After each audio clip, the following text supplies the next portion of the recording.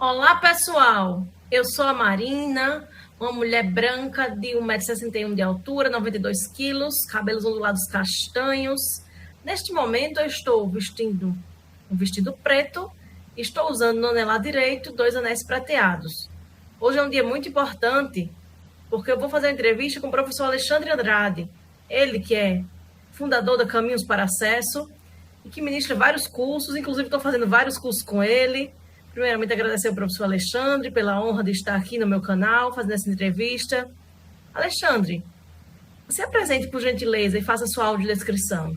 Maravilha, prazer, gratidão desde já. Sou Alexandre, uma pessoa de pele clara, tenho cabelo raspado, uso um óculos azul arredondado. No momento estou com fone de ouvido verde, uso também uma blusa de moletom azul. Ao meu fundo tem uma parede que ela é rosa claro, e satisfação estar aqui também neste momento. Então, eu gostaria de saber, você como uma pessoa autista, gostaria de saber da sua trajetória, quais são os desafios que você enfrenta. Faça um panorama geral, por gentileza. Lógico, né? Os desafios assim são diversos, né? Lógico, assim, ter uma pessoa, né, no espectro também, né? São sempre muitos desafios, logicamente, nesse processo todo, desde a infância, logicamente, né? Assim como na vida adulta também, logicamente que os desafios são constantes, assim como a vida nesse processo todo, né? Logicamente que a questão do diagnóstico assim, na minha vida ele veio na questão mais adulta, né, especificamente, porque até então, né, saí da década de 90, né, anos 2000, ali especificamente, nós não tínhamos, né, uma discussão tão ampla sobre a questão do espectro, né, a questão do próprio conceito de deficiência também nesse sentido todo, que ainda era muito pautado nessa ideia, né, de que ser uma pessoa com deficiência ali, a gente precisava das questões de algumas características físicas ou mentais mais visíveis nesse processo todo, né? Logicamente que assim, na questão da infância, né, lembrando que o TED não é uma questão adquirida, mas é uma questão da neurodivergência, que já nasce, né, com as questões ali da neurodivergência, enfim, esse processo todo, mas desde criança, considerando todas as características que o TEA já apresentava, logicamente, muitos desafios, né, na infância, principalmente na questão da fala, né, alguns aspectos da socialização nesse processo todo, logicamente que ainda na infância, né, por exemplo, eu frequentava muito foro nesse processo próprio desenvolvimento de linguagem, da fala, nesse sentido todo, mas aí as coisas começam a intensificar um pouco mais na vida adulta, né, porque na questão assim, TEA, a gente precisa das suas orientações, terapias e afins nesse processo, e quando a gente não tem, logicamente, esse acesso, muitas comorbidades vão surgindo, né, uma delas que foi surgindo assim no meu aspecto foi a questão da própria ansiedade, nesse sentido todo, né? Na vida adulta, considerando aí alguns desafios e dificuldades, principalmente naquele momento, né, que a gente vai para a universidade, né, vai começar aquela trajetória na vida adulta, né, muitas inquietações começam a se desdobrar. Mas ainda mesmo assim, não se falava muito de teste, falava um pouco mais de Asperger ainda no tempo, né, da questão do próprio Asperger, né, então tinha essas características, e depois aí com o tempo, com os acompanhamentos médicos também, foi mudando, né? Foi mudando não, né? Veio essa questão dos avanços, né? Da gente utilizar o termo TEA, mas não Asperger, nesse processo todo, mas os desafios são constantes, né? Principalmente porque eu apresento características no campo da socialização, que é um dos aspectos, né? Hoje em dia, assim, ela é um pouco melhor, logicamente, né? Com todo o processo de terapia que a gente vai frequentando, que é extremamente importante nesse processo todo, a partir do diagnóstico, né, quais caminhos nós vamos seguindo, inclusive quais são as nossas dificuldades para a gente poder trabalhar, principalmente com as terapias comportamentais nesse processo todo, que elas vão melhorando nesse sentido, né. Outra questão é uma questão sonora, que eu tenho muito intenso, né, nesse processo todo, que é a questão de sons, essa dificuldade, tanto boa parte do meu tempo eles são com meus fones abafadores, mesmo em casa, assim, especificamente eu acabo utilizando, né, porque cada vez mais está aguçando essa questão sonora também, então eu tenho feito muito uso nesse processo. Mas a gente vai aprendendo, de uma certa forma, a lidar, né, a lutar pelo seu próprio espaço, também nesse sentido todo, a lidar com esses diversos desafios, né, como a gente usa o velho jargão, não vai ser um diagnóstico para nos definir, mas pelo contrário, ele vai nos orientar a entender como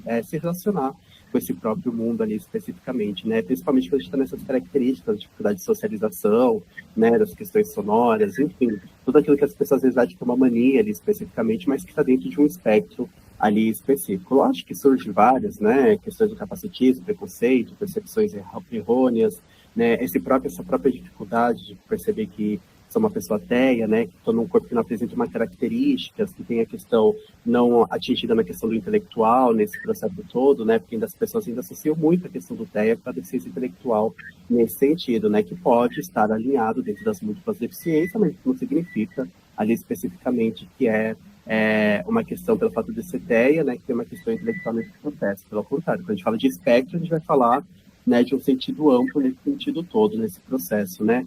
E é isso, né, cada vez conquistando, lutando os espaços, quando tem que exigir essa questão de acessibilidade, a gente vai lutando nesse processo todo, mesmo quando isso gera um certo incômodo nas pessoas também, né, principalmente que o TEA é considerado pessoa com deficiência, ainda muitas pessoas têm essa dificuldade de associar o TEA com pessoa com deficiência, nesse sentido, né, mas no próprio modelo social, cultural, dos próprios conceitos de deficiência, a gente entende, né, que não é só uma questão de um laudo médico especificamente, mas está para muito além nesse processo, né, e a gente vai seguindo sempre nos diálogos, logicamente, desconstruir muitos pensamentos da sociedade nesse processo todo, né, sobre o próprio TEA, e permeando nesse sentido. A cada novo desafio, a gente vai, né, retomando alguns aspectos, né, eu tenho os meus acompanhamentos, logicamente, até hoje, assim, na questão da vida adulta, né, por mais que eu estou na casa dos 30 anos, ali especificamente, então, ainda tem os acompanhamentos, porque a vida é constante e desafios são necessários, principalmente que alguns aspectos da neurodivergência, né, se a gente não vai sendo conduzido, né, tendo algum direcionamento, a gente vai, muitas vezes, entrando, né, algumas situações e circunstâncias que precisa de um olhar atento a esses processos todos, né, então, basicamente, são esses desafios, né, tanto assim desde a infância, que foi mais trabalhado ali na vida adulta, especificamente, logicamente, que mesmo na infância, com todos os desafios, principalmente que eu tenho a comorbidade do TDAH, né, sempre tive a participação da minha família em relação a tudo, né, possibilidades, assim, que foram conduzindo caminhos que facilitou, logicamente, em muitas questões, assim, tudo, né, principalmente nesse próprio processo de estar incluído no mundo, né, acessar uma universidade, enfim, a minha própria carreira, nesse processo todo, que a gente vai caminhando nesse sentido todo. Isso é muito importante, a gente ter o apoio da família, o apoio de amigos, porque sem apoio fica mais difícil ainda. Eu, como deficiente visual, essa questão do som, eu tenho uma certa dificuldade em locais barulhentos, se for um local assim para conversar, tipo um local para conversar que tenha muito som, porque às vezes as pessoas falam e não falam tão alto, ou então eu não sei que elas estão falando para mim, e quem enxerga tem a leitura labial, mas me incomoda eu não conseguir ouvir as pessoas. Eu gosto do som assim, se eu for dançar, se eu estiver cantando, se eu estiver curtindo o som, mas para conversar me incomoda um pouco. Cada um com seus incômodos, né? São sempre desafios, né, assim, na Isso. vida, nos atravessando por muitas coisas, né, assim, nesse sentido todo, mas a gente vai aprendendo, não digo se adequar, né, mas aprendendo a entender como se relacionar com esse mundo, né, considerando tanta diversidade que nós temos, né, como é que nós vamos nos relacionando e construindo também um espaço onde todos possam se sentir confortáveis. E às vezes as pessoas não querem rotular, mas não é rotular, a pessoa entender o que a pessoa tem. Se tem um autismo, se tem um TDAH, até para a pessoa se conhecer e se aceitar melhor. Exatamente, né? Porque senão, quando a gente não vai buscando a compreensão do nosso próprio eu, né? Nesse sentido todo, a gente vai entrando em muitas camadas, né? Que a gente vai tendo uma dificuldade de se relacionar com o próprio mundo. A gente vai criando muitas coisas, né? A frustração, né? O desânimo, vai culpabilizando o próprio mundo também, né? Que eu sou incompreensível, mas pelo contrário, né? Quando a gente vai buscando entender, principalmente o que nos incomoda, o que nos atravessa, nesse sentido todo, é importante, até para nós termos uma qualidade de vida, né? Nesse sentido todo, e não sofrer tanto também, que eu acho que isso é importante disso tudo, né? De quando a gente tem a questão do diagnóstico, né? De buscar as terapias nesse sentido todo, é entender que para não gerar sofrimento, né? Nesse sentido todo, mas como a gente vai lidando com essa diversidade de situações, né? Quais suportes a gente vai precisando, principalmente no campo aí das neurodivergências, né? Como é que nós vamos trabalhando todas essas características e processos na vida também, que é muito importante. Então, eu gostaria de saber o que é que você entende por acessibilidade e quais os desafios que você tem como autista para viver em um ambiente sem acessibilidade. A acessibilidade, para mim, é uma filosofia de vida, né? Praticamente uma concepção onde nós podemos acessar por meio de muitos recursos, né, que nós temos nessa vida, nesse processo todo. Podemos transitar em diversos espaços, lutar por espaços nesse sentido todo, né? Então, assim, é uma construção muito social para mim nesse processo todo, né? Que transcende uma questão de uma lógica técnica especificamente, mas como um sentido que nós vamos construindo, né, para as diversas existências, né, nesse mundo ali especificamente, né, que respeite, que possibilite que diversos corpos, personalidades pessoas e afins estejam presentes, né, em um determinado espaço, em um determinado processo, nesse sentido todo, né? Então, eu acredito muito na acessibilidade aí como um fundamento essencial e social que nos ajudam, né, a pertencer, a estar no mundo também.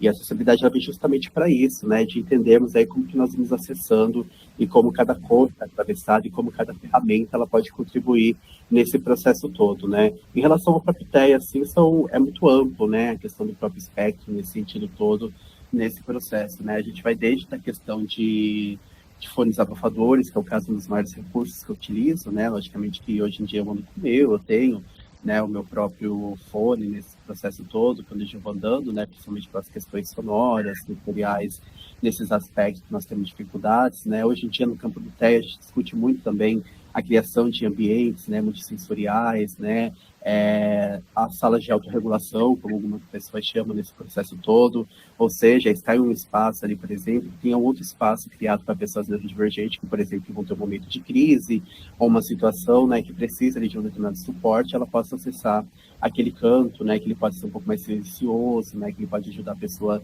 a se regular nesse processo todo. E aí, dependendo das características, né, porque nós vamos debater desde a questão da comunicação aumentativa e alternativa também, que contribui muito, né, alguns recursos digitais também, que algumas pessoas acabam precisando do suporte, principalmente nesse universo da comunicação aumentativa e alternativa, e assim nós vamos constituindo, e é muito amplo, né, nesse sentido de poder pensar como esses recursos, né, que nem, por exemplo, eu tenho a questão da comorbidade do TDAH especificamente, né, então uma vida constituída com suportes visuais, né, com rotinas, com questões de organização, né, que eu preciso estar orientando, porque é uma coisa que ele é muito comum, né, acontece assim, de uma forma nesse processo todo. Então, quando a gente pensa nos espaços, principalmente, né, e acessibilidade de plateia, a gente vai pensando ali de como essas pessoas podem acessar considerando uma diversidade, né, dentro do próprio espectro, nesse sentido todo, ou seja, uma sinalização que ajude a ser clara, né, por isso que a gente vai discutir muito a questão da linguagem simples também, e essa importância, né, da linguagem simples, da comunicação aumentativa alternativa serem cada vez mais disseminada nos espaços também, que ajudem as pessoas a compreender, a experimentar naquele espaço com autonomia, e de forma muito clara nesse processo todo, né. Hoje em dia, alguns espaços já adotam, por exemplo, a oferta de fones abafadores, então, se uma pessoa, né, uma criança esqueceu ali o seu fone em casa, ou tem alguma coisa que incomoda, então alguns espaços já ofertam nesse sentido. Então, pelo que eu percebo, todos os deficientes devem ser tratados em sua singularidade. Porque, por exemplo, eu deficiente visual, tem coisas que eu consigo fazer, já outros deficientes visuais não conseguem. Então, para mim, se botar de um jeito, vai ser acessível. Para outro, pode não ser acessível. Para um autista também. Tem coisas que podem ser acessíveis para um e não para outro. Então, é muito importante que cada deficiente seja ouvido em sua singularidade. É muito importante ouvir cada pessoa, porque as opiniões são diferentes, as circunstâncias são diferentes e as vivências que a pessoa tem em sua vida são diferentes. E agora eu gostaria de saber algo muito importante. Sobre Caminhos para Acesso, a empresa que você fundou. Ressaltando, pessoal, que eu tenho gostado bastante dos cursos do Alexandre, já fiz curso de contação de história, moda, audiodescrição poética, consultoria e acessibilidade, já fiz oficina de acessibilidade cultural, sobre artes, sobre autodescrição para idosos. Então, é muito importante. Eu tenho gostado bastante de fazer os cursos e eu gostaria de saber mais sobre Caminhos para Acesso, até para divulgar para as pessoas inscritas no meu canal. Maravilha, né? Gratidão, né? Principalmente por você estar presente em boa parte, né? Nos conhecemos esse ano.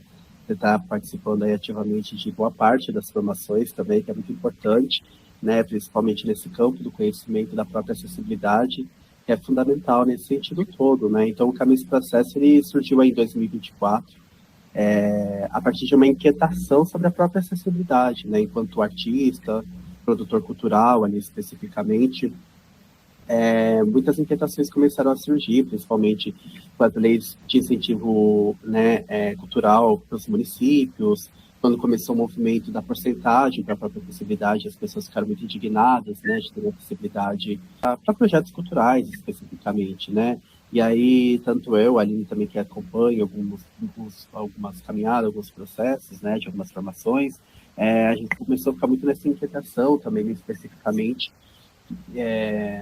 sobre como falar sobre acessibilidade, né, como convencer as pessoas, né, como é que falar, a importância dessa acessibilidade. Então, a gente batia em portas, né, de produtores culturais, pessoas, fazedores da nossa região, eu sou aqui do litoral de São Paulo, né, litoral Superwipe, né, e as pessoas simplesmente elas falam com muitos desdéns caso da própria acessibilidade. Nesse sentido, logicamente, que nos atravessa por muitas coisas, né? Quando nós percebemos que pessoas da cultura, né, especificamente que é o maior nosso campo de atuação, ali especificamente tem um pensamento muito fechado, né, para a questão da própria acessibilidade. Então, é nossa questão, vamos falar sobre acessibilidade, né, nas redes sociais, nesse sentido todo, e aí foi na questão quando começou a surgir o Caminhos para Acesso em 2024. Só que eu sempre trabalhei com formação, né, que é um campo que eu gosto muito, pelo fato de gostar muito de pesquisa, né, de estar na questão das pós-graduações, nesse sentido todo, né, e no decorrer do meu próprio mestrado, assim, eu já estava pensando já futuramente no meu doutorado, ali especificamente quais caminhos eu queria seguir, ainda em 2024, né, especificamente, e aí eu comecei, né, a formular alguns pensamentos que eu poderia levar para o meu doutorado, por exemplo, nesse sentido, e a fundar algumas ideias, né, a pesquisar, estudar cada vez mais. Comecei a conhecer muitas pessoas também nesse sentido, que discutem, né, o campo da acessibilidade numa perspectiva mais social, nesse processo todo. E aí surgiu o primeiro curso, né, que foi de acessibilidade cultural nesse sentido todo. Estava passando por um momento também, assim, de um tratamento, ali, especificamente de saúde, né, minha médica falava que eu precisava encontrar um caminho, né, dialogar, de pensar ali para ter um espaço. Eu falei, então vamos começar então a discutir algumas formações online, tudo que eu fazia no presencial, né, vamos para online. Só que até então eu tinha uma resistência muito grande com online, né, nesse sentido todo, assim, que eu não sou muito ligado, assim, nessa questão do online, né, especificamente nesse processo, que já tinha um bom tempo que eu estava sem redes sociais, nesse processo, então eu estava com um pouquinho certo de resistência, né, de adentrar esse universo digital ali especificamente, de poder estar fazendo. Então, no finalzinho de 2000, acho que outubro, se eu não me engano, nós fizemos um primeiro evento, né, que foi uma formação, né, aberta mesmo pelo próprio YouTube, ali especificamente com algumas temáticas que discutiam a questão da acessibilidade nesse processo todo, e aí, no final de 2024, teve o primeiro curso fechado, que foi de acessibilidade cultural, então, o que nós fomos trabalhar, né? Tivemos a primeira turma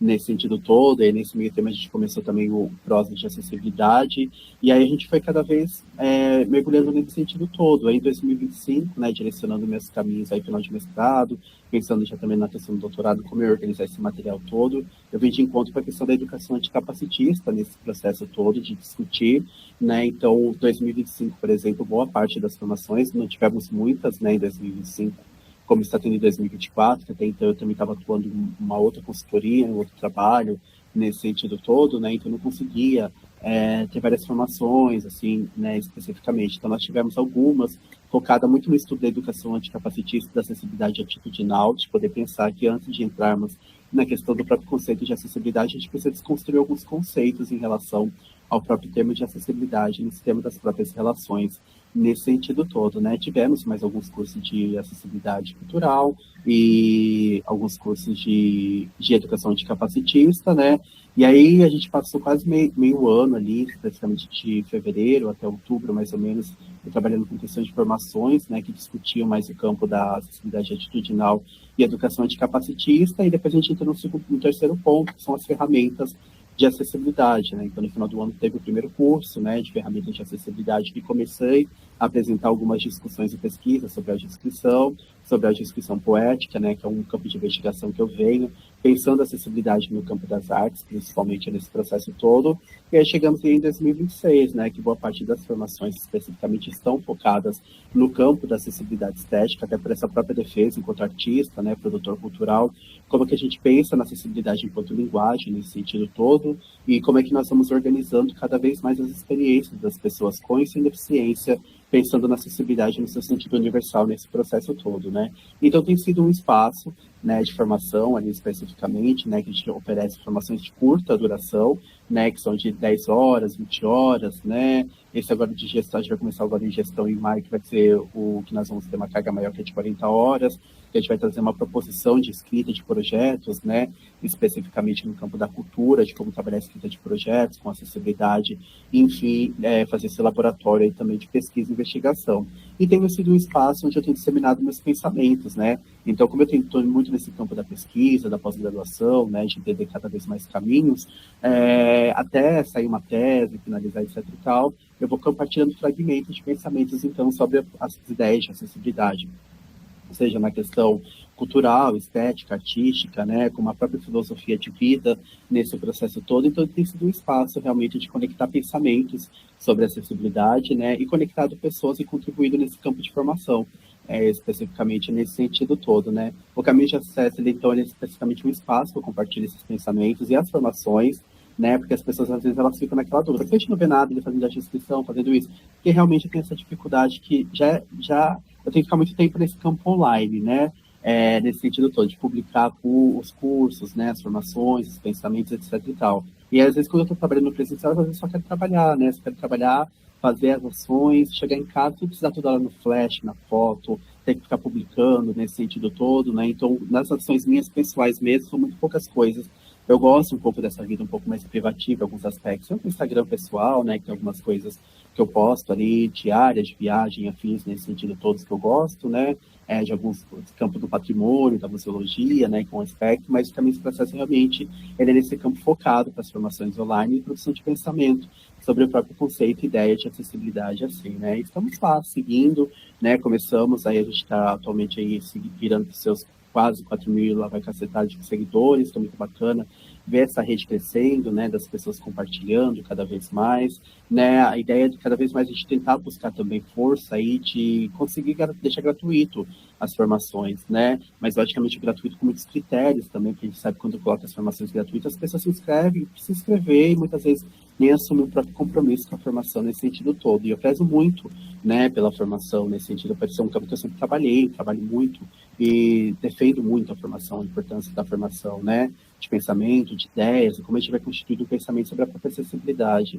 nesse sentido todo, né, então até nos gratuitos, né, a gente tem que tentar buscar algumas parcerias agora, focar em algumas questões, para ofertar futuramente gratuitas formações, ter outros profissionais também nesse campo, mas logicamente pensando com muitos critérios também, para não só qualquer pessoa acessar por acessar, né, porque quem acompanha sabe que a gente tem algumas regras, algumas questões das formações, então a gente tem articulado cada vez mais a produção de pensamento sobre o que é acessibilidade com sentido amplo, né, não só restrito nesse sentido de técnica, a gente coloca, pronto, acabou, mas como a gente vai ampliando esse pensamento, essa própria relação com os modos de acesso também. Eu sou muito criteriosa para me inscrever num curso. Eu gosto de me inscrever se eu puder realmente participar. Mas, infelizmente, muitas pessoas não pensam assim, ou gratuito, ou pago. Muitas pessoas se inscrevem e não se dedicam tanto. Sou bem metódica com relação a isso. E eu também já tive uma resistência com relação a fazer coisas online, mas com o advento da pandemia, a tecnologia imperou na sociedade. Então, eu me adaptei. Hoje eu faço vários cursos online e gosto bastante. Aí me fala, quais são as redes sociais que a gente pode encontrar o Caminhos para o Acesso? A gente tem nosso Instagram, né, que é o @caminhos para o acesso, é onde vocês vão encontrar boa parte, né, dos materiais, da produção de pensamento, né, ali das pesquisas, dos próximos passos também. Esse mês de junho ele vai estar um pouquinho mais parado, né, porque eu vou estar assumindo alguns projetos especificamente, então a gente tem que ter um equilíbrio também, né, respirar um pouco, viver nesse sentido todo. Então, na questão de formação, esse mês de junho ele vai estar um pouquinho mais pausado, talvez a gente volte em julho ou agosto, com algumas formações ali especificamente, né, que eu vou estar dedicando esse processo, mas vocês conseguem encontrar o @caminhos para o acesso no Instagram. De lá também as pessoas podem acessar o nosso próprio canal no YouTube também, especificamente, onde a ideia também eu vou produzir mais materiais, né, a ideia é produzir mais pequenos cursos, né, mas deixar lá no canal mesmo disponível para quem for navegando aí até acesso a essas ideias, pensamentos sobre acessibilidade, estudos que eu tenho feito das minhas próprias pesquisas também, compartilhar nesse espaço que eu também tenho utilizado como essa produção de conhecimento e pensamento sobre a própria acessibilidade, né? Então, Instagram, @caminhos para acesso, as pessoas conseguem encontrar e navegar ali pelas outras redes sociais também. E é isso aí, pessoal. Eu gostaria muito de agradecer ao Alexandre pela presença, por participar dessa entrevista. Gratidão. E quem gostou, se inscreve no canal Caminhos para o Acesso. E também no canal Inclusão é a Solução. Alexandre, gratidão por esse momento. Imagina, agradeço também, desejo muito sucesso cada vez mais que as pessoas acessem, que é muito importante sempre, né, construir meus pensamentos e ideias também sobre o processo que você tem atuado e trabalhado no seu próprio canal, que é muito importante também. Agradeço muito.